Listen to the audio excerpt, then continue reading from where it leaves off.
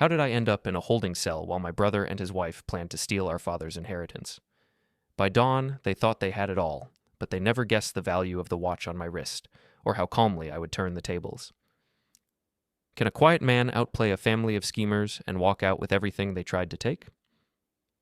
The cold metal bench pressed against my back as I sat in the cramped holding cell, watching my breath form small clouds in the frigid air. The fluorescent lights buzzed overhead, casting harsh shadows across the concrete walls that had become my temporary prison. Through the small window in the door, I could see the hallway where my brother Caleb and his wife Lena had stood just minutes earlier, their faces twisted with satisfaction as they delivered their final taunt. "By morning, it's ours," Lena had whispered, her voice dripping with malicious glee as she pressed her face close to the reinforced glass. Her perfectly manicured nails tapped against the window like a predator marking its territory. "You should have stayed out of family business, Ethan." Caleb had stood behind her, his arms crossed over his chest, that familiar smirk playing across his lips. The same expression he'd worn when we were kids, and he'd broken one of my toys, then convinced our parents it was my fault. "Dad always said you were too soft for the real world," he had said, his voice carrying that condescending tone I'd grown to despise over the years. "Maybe a night in here will teach you to know your place." The sound of their laughter had echoed down the hallway as they walked away, probably heading straight to Caleb's house to celebrate their victory. They thought they had me exactly where they wanted me, locked away and powerless, while they moved forward with their plan to claim our father's entire inheritance for themselves. But they had made one critical mistake. As the heavy door clanged shut behind them, I heard the measured footsteps of Warden Victor Drummond approaching my cell. He was a man in his mid-50s, with graying hair and sharp eyes that missed nothing in his domain. I'd heard about him from the other inmates during processing. Fair but firm, old school in his approach to justice, and someone who respected the traditional values that seemed to be disappearing from the world. Victor stopped in front of my cell door, his gaze immediately drawn to my wrist where my father's vintage Rolex Submariner caught the harsh fluorescent light. The watch had been Gerald Mercer's pride and joy, a pristine 1960s model, worth more than most people earned in a year. Dad had given it to me just weeks before his passing, along with words that now felt prophetic. "Son, this watch has gotten me out of more tight spots than you'd believe. Sometimes the right gesture at the right moment can change everything." Victor's eyes widened slightly as he recognized the timepiece. He'd been in this business long enough to know quality when he saw it, and more importantly, he understood what someone willing to part with such a valuable item might be asking for in return. "That's quite a watch you have there," he said quietly, glancing down the hallway to ensure we weren't being observed. His voice carried the weight of years spent navigating the complex moral landscape of the prison system. I slowly removed the watch from my wrist, feeling the weight of the gold and steel in my palm. "My father always told me that everything has its price," I replied, meeting his gaze steadily, "and that sometimes you have to invest in the right relationships." Victor paused, his weathered hands gripping the keys at his belt. I could see him calculating, not just the monetary value of what I was offering, but the implications of what I was asking. He'd probably seen 1,000 desperate inmates try to buy their way out of trouble, but something about my calm demeanor and the quality of the watch told him this was different. "This changes everything," he whispered, accepting the timepiece and slipping it into his pocket with practiced discretion. "But if anyone asks, this conversation never happened." I nodded, understanding the terms of our agreement perfectly. I was never here. The rest of the evening passed slowly. I lay on the thin mattress, staring at the ceiling and thinking through every detail of what had led to this moment. The funeral had been just 3 days ago, and already Caleb and Lena were moving to consolidate their control over Dad's estate. They'd used Caleb's connections with Police Captain Franklin Rowe to have me arrested on trumped-up charges of disturbing the peace and making threats, all stemming from the heated argument we'd had at the funeral home when I'd discovered their plan to contest the will. The irony wasn't lost on me. For years, I'd been the responsible one, the son who'd stayed close to home, who'd helped care for Dad during his illness, who'd put my own life on hold to be there when the family needed me. Caleb had always been the golden child, charismatic and ambitious, while I was dismissed as too quiet, too methodical, too willing to put family before personal gain. But they'd underestimated me. In their arrogance, they'd assumed that getting me out of the way for one night would be enough to secure their victory. They had no idea that I'd spent the last several weeks quietly preparing for exactly this scenario. Around midnight, I heard the soft click of my cell door unlocking. Victor appeared in the doorway, his expression serious but determined. "Time to go," he whispered. "The night shift change happens in 10 minutes. No one will know you're gone until morning count, and by then..." He shrugged, leaving the implications unspoken. I stood up, straightening my clothes and running a hand through my hair. "Thank you," I said simply. "Don't thank me yet," Victor replied. "You've got work to do, and remember, if anyone asks you were here all night, I've got the paperwork to prove it." As I slipped out of the cell and down the darkened hallway, following Victor's whispered directions to a side exit that would avoid the main security checkpoints, I felt a calm determination settle over me. Caleb and Lena thought they'd won, but the real game was just beginning. The cool night air hit my face as I stepped out of the county jail through the maintenance exit, the taste of freedom sharp and electric on my tongue. Victor had been true to his word. The exit was unmonitored, and the guard rotation had created a perfect window for my escape. As I walked through the shadows toward my car, which I'd parked 3 blocks away in anticipation of this moment, my mind drifted back to the events that had brought our family to this breaking point. It hadn't always been this way. Growing up, Caleb and I had been close despite our 4-year age difference. I remembered summer afternoons in our backyard, building forts and planning adventures, back when our biggest worry was whether Mom would call us in before we finished our elaborate games of war. But somewhere along the way, things had changed. Maybe it was when Caleb started high school and discovered that his natural charisma could get him almost anything he wanted. Maybe it was when he met Lena during his senior year of college and she began poisoning his mind with ideas about what he deserved from life. Lena Morrison had swept into our family like a perfectly groomed tornado, all designer clothes and calculated charm. She'd grown up wealthy in the suburbs of Dallas, the daughter of a real estate mogul who'd spoiled her rotten and taught her that the world owed her everything she wanted. When she'd set her sights on Caleb, she'd seen not just a handsome, ambitious young man, but a pathway to the kind of established family wealth she felt was her birthright. The first time she'd visited our family home, I'd watched her catalog every piece of furniture, every painting, every indication of our father's financial success. Dad had built his construction company from nothing, starting with a single truck and enough determination to work 18-hour days for the first decade of his career. By the time Caleb and I were born, Mercer Construction was one of the most respected firms in the county, and Dad had invested his profits wisely in real estate and stocks. But Lena had never seen the sacrifice behind the success. She'd never watched Dad come home covered in dust and concrete, his hands raw from handling materials all day.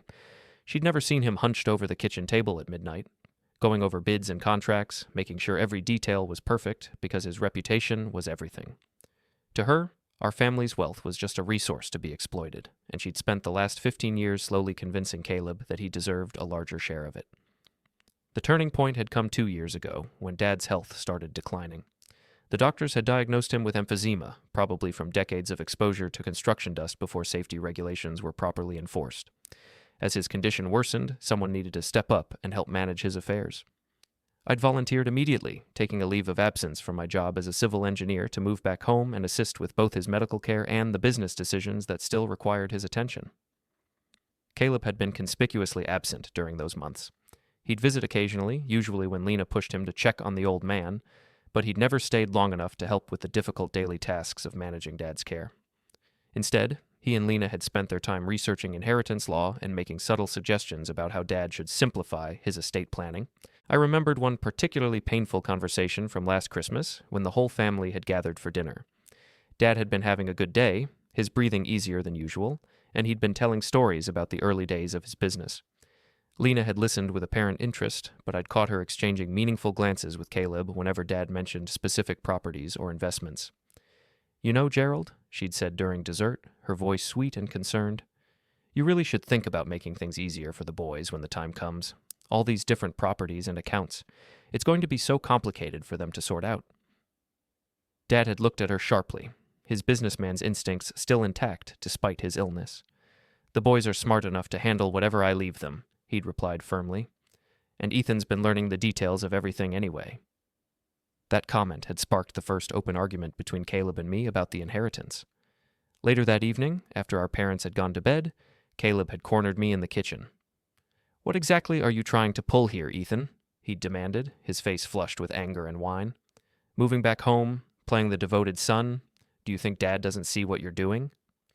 "I'm taking care of him," I'd replied calmly, though my own temper was rising. "Something you might try sometime?" "Don't give me that self-righteous nonsense," Lena had interjected, appearing in the doorway like a perfectly dressed vulture. "We all know what this is really about. You're trying to manipulate an unwell elderly man into giving you everything." The accusation had hit me like a physical blow, not because it was true, but because it revealed how completely they'd misunderstood my motivations. I wasn't taking care of Dad to secure an inheritance. I was doing it because he was my father and because it was the right thing to do. The fact that they couldn't comprehend acting without an ulterior motive said everything about their character and nothing about mine.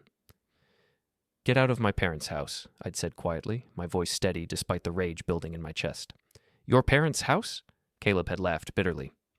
"Last time I checked, this was the family home. I have just as much right to be here as you do." "Not when you're talking about Dad like he's already gone," I shot back. "Not when you're treating his illness like an opportunity." The argument had escalated from there, with accusations flying and old grievances being dragged into the open. Mom had eventually come downstairs in her robe, her face drawn with exhaustion and grief, and begged us to stop fighting. The sight of her tears had ended the confrontation, but it had also marked the beginning of an open war between Caleb and me. Over the following months, as Dad's condition continued to deteriorate, the tension had only grown worse. Caleb and Lena had started showing up at doctor's appointments uninvited, questioning medical decisions and trying to insert themselves into conversations about Dad's care. They'd made subtle comments to other family members about my controlling behavior, painting themselves as concerned relatives who were being shut out by my manipulation. The final straw had come 3 weeks ago, when Dad had called me into his study for what would turn out to be our last serious conversation. He'd been sitting in his favorite leather chair, the oxygen tank humming quietly beside him, his breathing labored but his mind still sharp. "Son," he'd said, removing the vintage Rolex from his wrist and holding it out to me. "I want you to have this now, while I can still see you wear it." I'd tried to protest, knowing how much the watch meant to him, but he'd insisted. "This watch has been with me through everything," he'd continued, his voice growing stronger as he spoke. "I wore it the day I signed my first big contract, the day you boys were born, the day I married your mother. It's seen me through good times and bad, and it's never let me down. I want you to have it because you're the one who's never let me down either." He'd paused then, his eyes growing distant as he looked out the window at the garden Mom had spent decades nurturing. "I know what Caleb and Lena are thinking," he'd said finally. "I know they're waiting for the moment I'm gone so they can fight over what I've built. But I want you to know that I've made my decisions about the estate, and I've made them carefully. You're the one who's earned the right to carry on what I've started." Those words had given me hope, but they'd also filled me with dread. I knew that whatever Dad had decided, Caleb and Lena wouldn't accept it quietly. They'd fight, and they'd use every tool at their disposal to get what they believed they were entitled to. Dad had passed away peacefully in his sleep just 5 days later. The funeral had been a surreal mixture of genuine grief and barely concealed anticipation.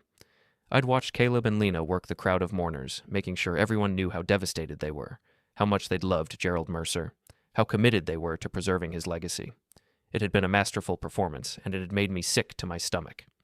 The reading of the will had been scheduled for the following week, but Caleb and Lena hadn't been able to wait. They'd started making calls to lawyers and accountants, trying to get advance information about Dad's estate planning. When they'd discovered that I was named as the primary executor and that the bulk of the estate would be coming to me, with Caleb receiving a substantial but smaller inheritance, they'd exploded. The confrontation at the funeral home had been inevitable. Caleb had accused me of manipulating Dad during his illness, of poisoning his mind against his younger son. Lena had been even more vicious, suggesting that I'd used Dad's medication to keep him confused and compliant. The accusations had been so outrageous, so completely divorced from reality, that I'd lost my temper for the first time in years. "You're both pathetic," I'd said, my voice carrying across the funeral home's lobby where other mourners were still gathering. "Dad saw exactly what you are, and he made his decisions accordingly. If you don't like it, that's your problem." "We'll see about that," Lena had hissed back. "There are ways to challenge a will, especially when there's evidence of undue influence." That threat had been the final trigger. I'd stepped closer to them, my patience finally exhausted. "Try it," I'd said quietly. "Try to drag Dad's memory through the mud to satisfy your greed. See how that works out for you." Caleb had pushed me then, his face red with rage, and I'd pushed back. The brief physical altercation had been enough for Captain Franklin Rowe, who'd been attending the funeral as one of Dad's old friends, to justify arresting me for disturbing the peace and making threats. The fact that Caleb had thrown the first punch had somehow been overlooked in his report.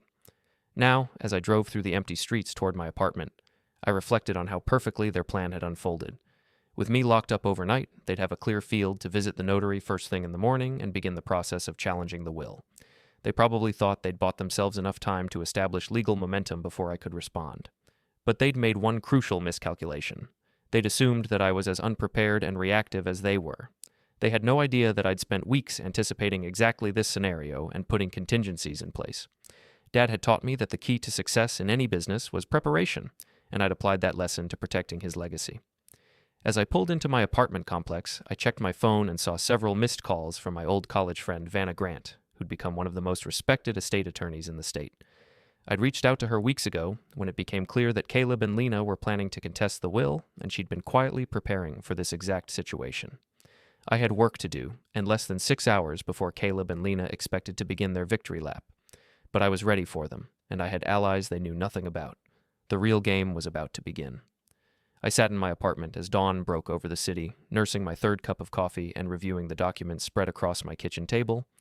The original will, trust papers, bank statements, and a thick folder of correspondence between Dad and his various attorneys painted a clear picture of a man who'd anticipated exactly the kind of family conflict that was now unfolding.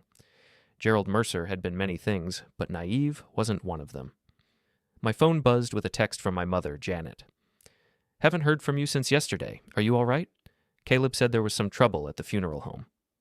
I stared at the message for a long moment, knowing that Mom was caught in the middle of this mess through no fault of her own.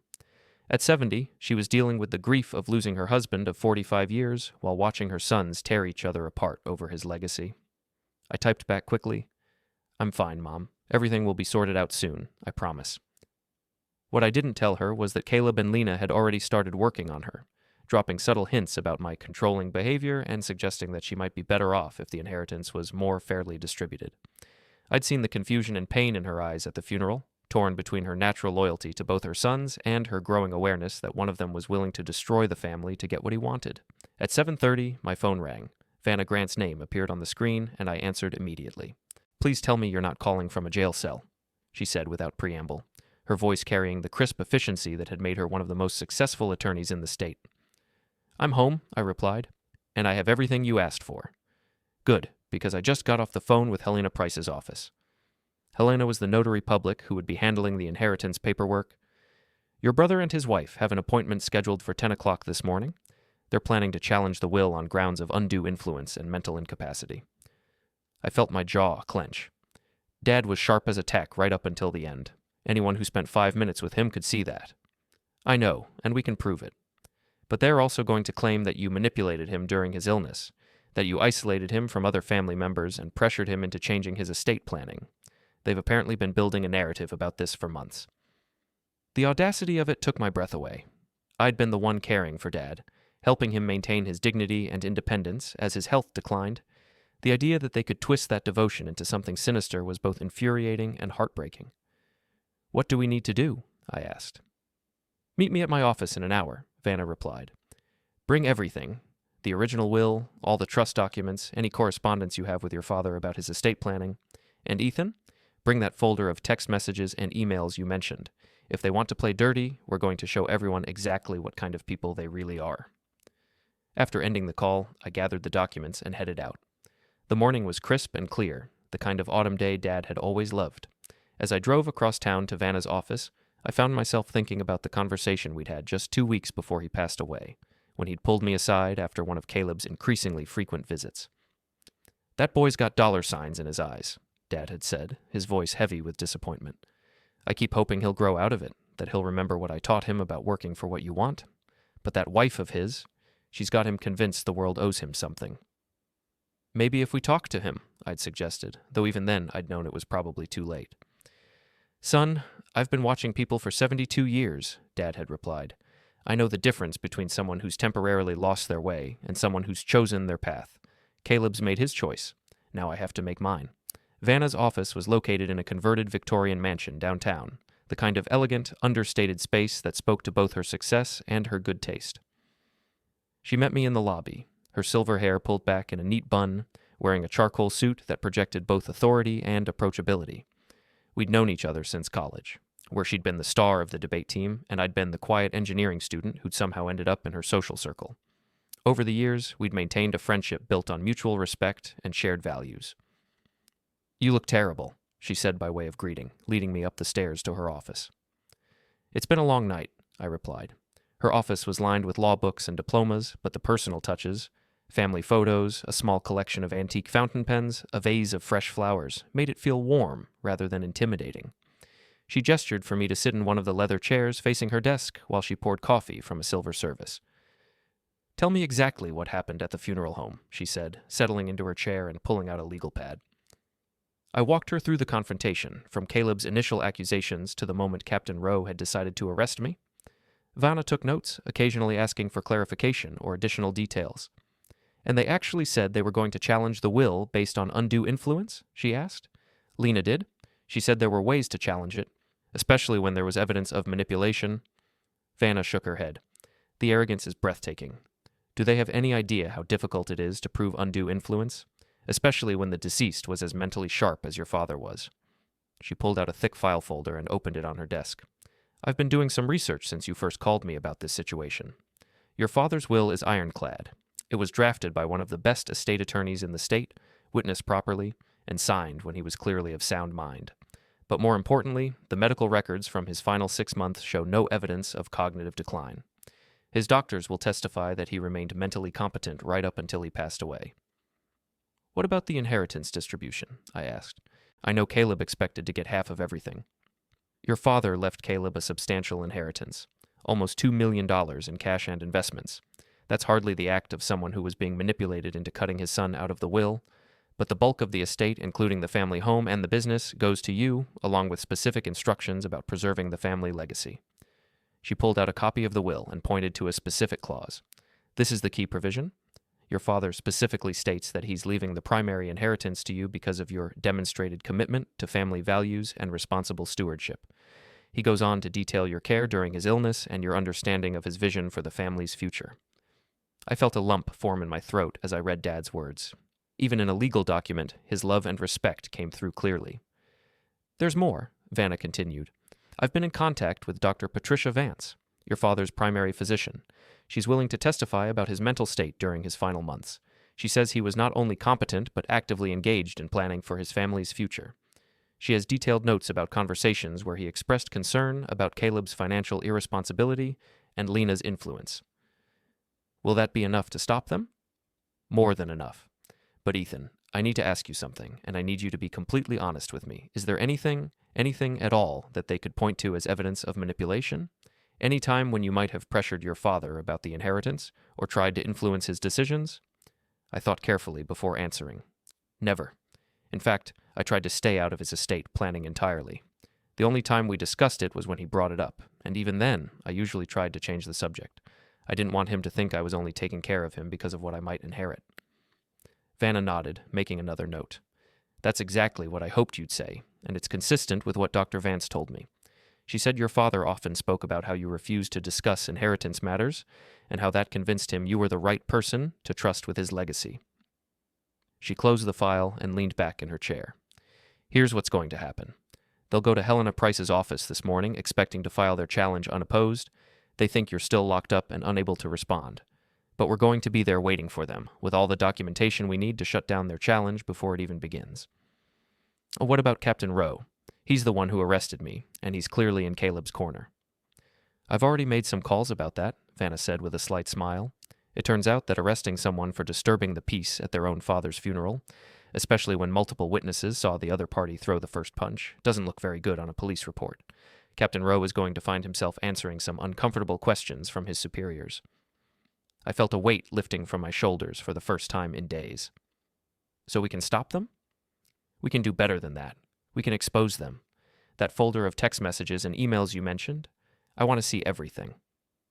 I pulled out my phone and opened the folder I'd been building for weeks. Screenshots of text conversations between Caleb and Lena discussing their plans for the inheritance. Emails to lawyers and financial advisors asking about ways to challenge estate planning. Messages to other family members spreading rumors about my controlling behavior and Dad's declining mental state. Vanna's expression grew darker as she scrolled through the evidence. Wow. They've been planning this for months. Look at this message from Lena to her sister. "Once the old man is gone, we'll push Ethan out and take control of everything. He's too weak to stand up to us." "And this one from Caleb to his friend," I added, pulling up another screenshot. "He's literally discussing how to manipulate Mom into supporting their version of events." "This is conspiracy to commit fraud," Vanna said firmly. These messages show clear intent to deceive and manipulate the legal process. Helena Price needs to see these before they even walk into her office. She picked up her phone and dialed. Helena, it's Vanna Grant. I need to see you urgently about the Mercer estate matter. Yes, I know they have an appointment this morning, but there are some things you need to know before they arrive. We'll be there in 30 minutes. As she hung up, I felt a surge of gratitude for her friendship and professionalism. Thank you, Vanna. I don't know what I would have done without you. You would have figured something out, she replied, gathering the documents into her briefcase. Your father raised you to be a fighter, even if you fight differently than most people expect. She paused at the door, her expression serious. Ethan, I want you to be prepared for what's about to happen.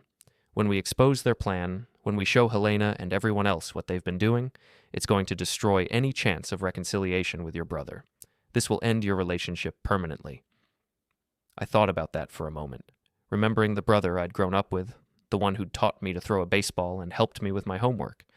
But that person had been gone for years, replaced by someone I barely recognized. He ended our relationship the moment he decided to betray Dad's trust, I said finally. I'm just making sure Dad's wishes are respected. Vanna nodded. Then let's go finish this. As we walked out of her office and toward the car, I felt the calm determination that had sustained me through the night settling even deeper into my bones. Caleb and Lena thought they'd outmaneuvered me, but they were about to learn that underestimating the quiet one in the family had been their biggest mistake. The final confrontation was less than 2 hours away. Helena Price's office occupied the ground floor of a stately brick building that had served the legal needs of our community for over 60 years. As Vanna and I approached the entrance, I could see Caleb's silver BMW already parked in the lot, gleaming in the morning sunlight like a monument to his arrogance. They'd arrived early, probably wanting to establish their narrative before anyone else could interfere. Through the large windows, I could see them in the waiting area, Caleb pacing nervously while Lena sat perfectly composed, her designer handbag positioned precisely on her lap, her expression radiating the confidence of someone who believed victory was inevitable. She'd dressed for the occasion in an expensive black dress that managed to convey both mourning and authority, every detail calculated to present the image of a grieving daughter-in-law who only wanted what was fair. Are you ready for this? Vanna asked as we paused outside the building. I checked my watch. Dad's watch, which I'd retrieved from my apartment safe where I kept important documents. The weight of it on my wrist felt like a reminder of everything I was fighting for. I'm ready. Helena Price met us at a side entrance, her expression grave but determined. At 65, she'd been handling estate matters for over 3 decades, and she'd seen every kind of family drama imaginable. Her silver hair was pulled back in a practical bun, and her no-nonsense demeanor had earned her a reputation for fairness and integrity that made her one of the most respected notaries in the county. Vanna filled me in on the situation, she said quietly as she led us through a back hallway to her office. I have to say, in 30 years of doing this job, I've never seen anything quite this brazen. Her office was a study in organized efficiency, with filing cabinets lining the walls and a large oak desk that had probably witnessed thousands of important documents being signed. She gestured for us to sit in chairs positioned away from the main door, where we wouldn't be immediately visible to anyone entering the room. I've reviewed all the documentation you provided, Helena continued, settling behind her desk. The will is absolutely valid, the trust documents are in perfect order, and your father's mental competency at the time of execution is beyond question. But these text messages and emails? She shook her head in disgust. This shows a level of premeditation that's frankly shocking. What exactly are they planning to claim? I asked. Helena pulled out a folder and opened it. Based on the preliminary paperwork they submitted yesterday, they're alleging that you isolated your father during his illness, that you prevented other family members from visiting him, and that you used his medication and physical weakness to manipulate him into changing his estate planning in your favor. The accusations hit me like physical blows, not because they were true, but because they represented such a complete inversion of reality. That's completely false. I encouraged Dad to see everyone. Caleb and Lena were the ones who only visited when it was convenient for them. I know, Helena said gently, and we have the evidence to prove it. Dr. Vance provided detailed medical records showing that your father was mentally sharp throughout his illness. We also have testimony from the home health aides who worked with your family. They're prepared to testify that you encouraged your father to maintain all his relationships and that you never attempted to influence his legal decisions. Vanna leaned forward. Helena, I want to make sure we're handling this exactly right. When they make their formal challenge, what's the procedure? Normally, I would be required to freeze the estate pending a court hearing, Helena replied. That's probably what they're counting on. creating enough legal uncertainty to force a settlement negotiation. But given the evidence of fraudulent intent, she gestured to the printed copies of Caleb and Lena's messages. I have grounds to refuse their challenge entirely and proceed with the original will. What about their appointment this morning? I asked. Helena checked her watch. They're scheduled to arrive in about 20 minutes. I'm going to let them make their presentation, let them talk themselves into a corner, and then present the evidence that dismantles their case. I want everything on the record. As if summoned by our conversation, we heard voices in the outer office. Caleb's booming laugh and Lena's musical tone as they chatted with the receptionist. They sounded relaxed, confident, completely unaware that their carefully laid plans were about to crumble around them. Remember, Vanna whispered to me, stay calm no matter what they say. Let Helena and me handle the legal aspects. Your job is just to be present and let them see that their scheme failed. Helena stood up and straightened her jacket. Gentlemen, it's time. Ethan, I want you to wait in the conference room next door until I call for you. The look on their faces when they realize you're here is going to be worth documenting for the record. I slipped into the adjacent conference room, leaving the door slightly ajar so I could hear what was happening. The room was decorated with certificates and awards, recognizing Helena's service to the community, a reminder of the integrity and professionalism that Caleb and Lena were about to run headlong into. Through the crack in the door, I watched as Helena opened her office door and invited them in. Caleb entered first, his expensive suit and confident stride projecting an image of success and authority. He'd always been good at making first impressions, and I could see him turning on the charm as he shook Helena's hand. Lena followed, her movements graceful and calculated. She'd perfected the art of appearing both vulnerable and strong, depending on what the situation required. Today, she was playing the role of the concerned family member, her expression appropriately serious as she took her seat. Thank you for seeing us on such short notice, Caleb began, his voice carrying the smooth persuasiveness that had served him well in business. As I'm sure you understand, this is a very difficult time for our family. Of course, Helena replied, her tone professionally neutral. I understand you have concerns about your father's will. Concerns is putting it mildly, Lena interjected, her voice carrying just the right note of controlled emotion. We have serious questions about the circumstances under which that will was executed. I felt my hands clench into fists as I listened to her perform. Everything about her demeanor was calculated to project sincerity and righteous indignation. Specifically, Caleb continued, we believe our father was subjected to undue influence during his final months. My brother Ethan moved back into the family home and systematically isolated Dad from the rest of the family. He controlled Dad's medication, monitored his communications, and pressured him into changing his estate planning. The lies came so smoothly that I almost admired their audacity. They'd clearly rehearsed this presentation, refining their story until it sounded plausible to someone who didn't know the truth. That's a serious allegation, Helena said carefully. Do you have evidence to support these claims? We have documentation showing that Ethan prevented family members from visiting, Lena replied, pulling papers from her handbag. We have testimony from neighbors who witnessed his controlling behavior, and we have medical records that show Dad's cognitive decline during the period when the will was changed. I knew those documents had to be fabricated or taken completely out of context.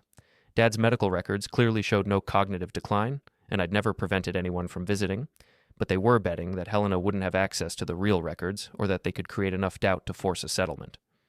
I see, Helena said, accepting their papers and making a show of reviewing them. And what outcome are you seeking? We want the will declared invalid, Caleb said firmly. Dad's original estate planning divided everything equally between his sons. That's what he intended before Ethan's manipulation. We're not trying to cut Ethan out entirely, Lena added, her voice dripping with false magnanimity. We just want what's fair. Gerald was a fair man, and he would never have intended for one son to receive everything while the other got almost nothing. The hypocrisy was breathtaking.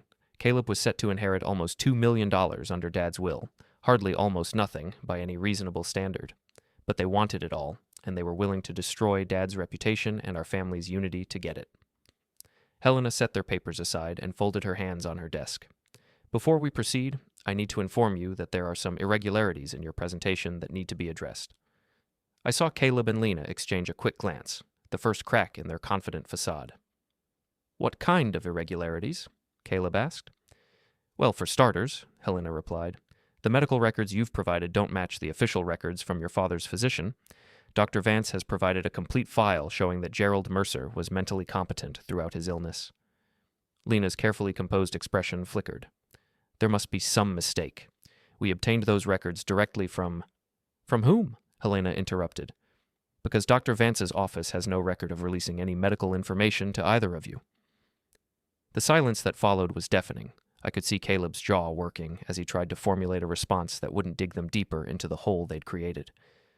Furthermore, Helena continued, I have evidence that suggests your challenge to this will is not being made in good faith.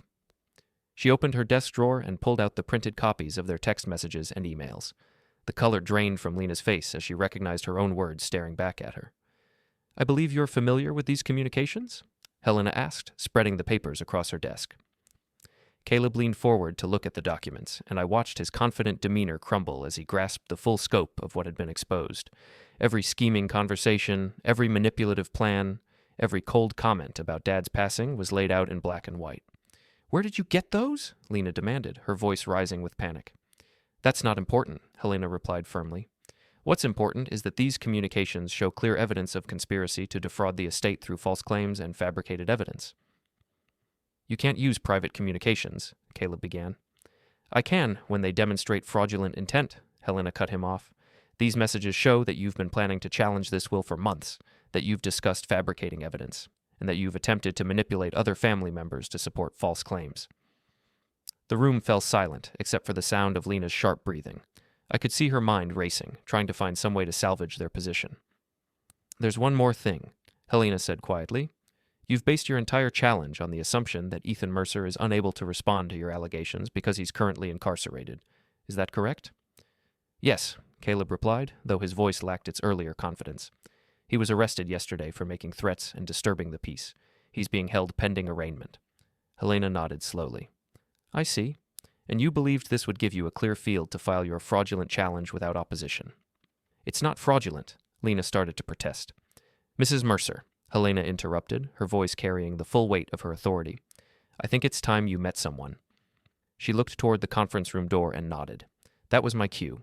I stood up, straightened my jacket, and walked calmly into Helena's office. The expressions on Caleb and Lena's faces were everything I'd hoped for. Shock, confusion, and dawning horror as they realized their perfect plan had just collapsed completely. Hello, Caleb. Lena, I said quietly, taking a seat across from them. I understand you have some concerns about Dad's will. The silence in Helena's office was so complete that I could hear the antique clock on her bookshelf ticking away the seconds. Caleb's face had gone through a remarkable transformation, from confident authority to confusion to dawning horror, all in the span of about 10 seconds. Lena, for her part, looked like she'd seen a ghost, her perfectly applied makeup suddenly seeming garish against her pale complexion. That's impossible, she whispered, her voice barely audible.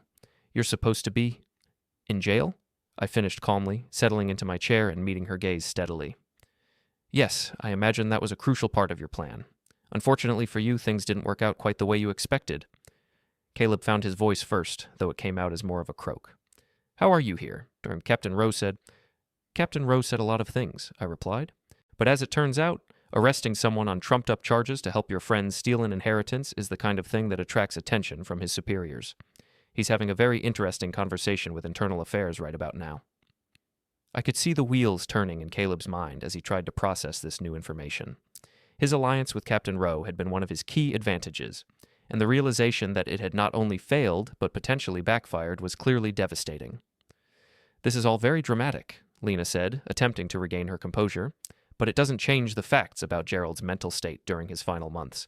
We have evidence. You have fabricated documents and lies, Vanna interrupted, speaking for the first time since Caleb and Lena had arrived, and we have proof of your conspiracy to defraud the estate.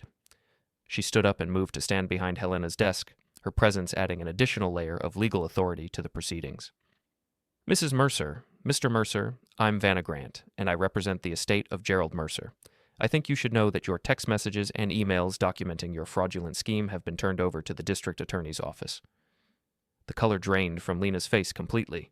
You can't do that. Those are private communications. They stopped being private when they documented criminal conspiracy, Vanna replied firmly. Conspiracy to commit fraud, filing false legal documents, perjury. These are serious felonies, Mrs. Mercer. Caleb finally seemed to grasp the full scope of the disaster they were facing. Wait. Let's all just calm down here. Maybe we got a little carried away, but this is still family business. We can work this out. Family business? I repeated, my voice carrying a cold edge that surprised even me. Is that what you call fabricating evidence about Dad's mental state? Is that what you call trying to steal his life's work? I'm not trying to steal anything, Caleb shot back, his own temper finally breaking through his panic. That money should have been split equally. Dad always said he'd treat us the same. Dad left you $2 million, I replied. In what universe is that being treated unfairly? It's not about the money, Lena interjected, though her words rang hollow even to her own ears. Really? Helena said, consulting the printed emails. Because according to this message you sent to your sister, and I quote, "Once we get control of the full estate, we can sell everything and move to Dallas. I'm tired of living in this backwater town with these small-minded people." Lena's mouth opened and closed without producing any sound. She'd been caught in her own words, and there was no way to explain them away. "And this text from you, Mr. Mercer," Helena continued, turning to Caleb, "sent to someone named Mason. The old man finally kicked the bucket. Once we get rid of my bleeding heart brother, I'll have enough capital to start that development project we talked about." I felt something cold and heavy settle in my chest as I heard Dad reduced to the old man and his passing spoken of with such indifference. This was my brother, the person I'd grown up with, shared a room with, looked up to despite our age difference. The realization that he'd become someone capable of such casual cruelty was almost more painful than the attempted theft itself. "You're taking those messages out of context," Caleb said desperately. "People say things when they are grieving." "Grieving?" I interrupted, my voice rising for the first time. "You were planning this long before Dad was gone. We have messages going back 6 months, laying out how to challenge his will and game the legal process." "Furthermore," Vanna added, pulling out another folder, "we have testimony from Dr. Patricia Vance, your father's physician, confirming that Gerald Mercer was mentally competent throughout his illness. We have statements from the home health aides who worked with your family, confirming that Ethan encouraged his father to maintain all his relationships and never attempted to influence his legal decisions." She spread the documents across Helena's desk like playing cards in a winning hand. "We have bank records showing that Gerald Mercer consulted with 3 different attorneys about his estate planning over the past 2 years, all of whom will testify that he was sharp, decisive, and clear about his intentions. Most importantly," Helena interjected, "we have the will itself, which includes a detailed explanation of Gerald's reasoning for his distribution decisions. He specifically mentions Caleb's financial irresponsibility and Lena's negative influence on family relationships." I saw Lena flinch at that revelation. She'd probably never imagined that Dad had seen through her carefully constructed facade. "This is ridiculous," she said, her voice becoming shrill. "You can't just take the word of a sick old man who was obviously being manipulated." "Mrs. Mercer," Helena said sharply, "I'm going to stop you right there. Gerald Mercer was my client for over 15 years. I handled the legal work for his business, his real estate transactions, and his estate planning. I met with him personally just 6 weeks before he passed away to review and finalize his will. He was not only mentally competent, he was one of the sharpest clients I've ever worked with." The authority in her voice was unmistakable, and I could see the last of Caleb and Lena's confidence evaporating. "Here's what's going to happen," Helena continued, her tone becoming businesslike. "I am rejecting your challenge to Gerald Mercer's will in its entirety. The evidence you've presented is either fabricated or irrelevant, and your own communications demonstrate that this challenge was made in bad faith." "You can't do that," Caleb protested. "We have rights." "You have the right to file a legitimate legal challenge based on real evidence," Vanna interrupted. "You don't have the right to commit fraud, and that's exactly what you've attempted to do here." Helena pulled out an official-looking document and began filling it out as she spoke. "I am officially certifying Gerald Mercer's will as valid and ordering the immediate implementation of its provisions. Ethan Mercer will assume control of the estate as specified, and Caleb Mercer will receive his designated inheritance of $2 million. However," she continued, looking up at Caleb and Lena with stern disapproval, "given the evidence of fraudulent intent, I am also recommending that the district attorney's office pursue criminal charges for conspiracy to commit fraud and filing false legal documents." "Wait," Caleb said, panic clear in his voice. "Please, can't we work something out? I'll drop the challenge. We'll accept the will as it is." "That's not your decision to make anymore," I said quietly. "You crossed a line when you decided to attack Dad's reputation and memory to satisfy your greed." "Ethan, please," Lena said, turning to me with tears in her eyes that I suspected were more calculation than genuine emotion. "We're family. Gerald wouldn't have wanted this to tear us apart." "You're right," I replied. "Dad wouldn't have wanted this. That's why he specifically wrote provisions into his will to prevent it. He saw exactly what you were, and he planned accordingly." I stood up, feeling a strange sense of closure settling over me. Dad spent 40 years building something meaningful. A business that provided good jobs for dozens of families, a legacy of integrity and hard work. You wanted to tear it all down and sell it off for quick cash. That's not, Caleb began. It's exactly what you planned, I cut him off. I've seen your messages to potential investors, your plans to liquidate the company assets and develop the land. You never cared about preserving what Dad built. You just saw dollar signs. Helena finished filling out her paperwork and looked up at all of us. This matter is now closed. Mr. Ethan Mercer, you can proceed with taking control of the estate as specified in your father's will. Mr. Caleb Mercer, your inheritance will be available for transfer once the standard waiting period has elapsed. She turned to Caleb and Lena with a stern expression. I strongly advise both of you to consult with criminal defense attorneys. The evidence of conspiracy we've uncovered will be turned over to the appropriate authorities. Caleb and Lena sat in stunned silence for a moment, the full scope of their defeat finally sinking in. Not only had they failed to steal the inheritance, but they now faced potential criminal charges for their attempt. This isn't over, Lena said finally, her voice carrying a venom that revealed her true nature more clearly than any of her previous pretenses. Yes, it is, I replied calmly. It's been over since the moment you decided to betray Dad's trust. As they gathered their things and prepared to leave, Caleb turned to me one last time. You know, Ethan, you always acted like you were better than me, like you were the good son and I was just the screw-up. I never thought that, I said honestly. I hoped you'd grow out of the selfishness and entitlement. Dad hoped that too, but you chose a different path. Maybe I did, he replied, his voice bitter. But at least I'm not a sanctimonious hypocrite who hides behind fake nobility. And at least I'm not someone who would dishonor his father's memory for money, I shot back. That seemed to hit home.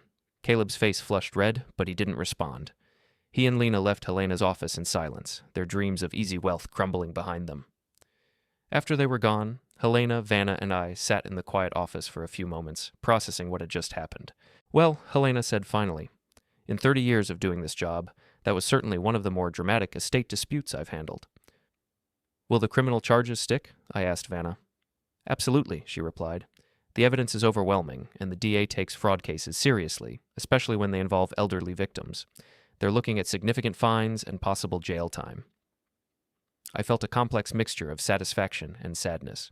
Justice would be served.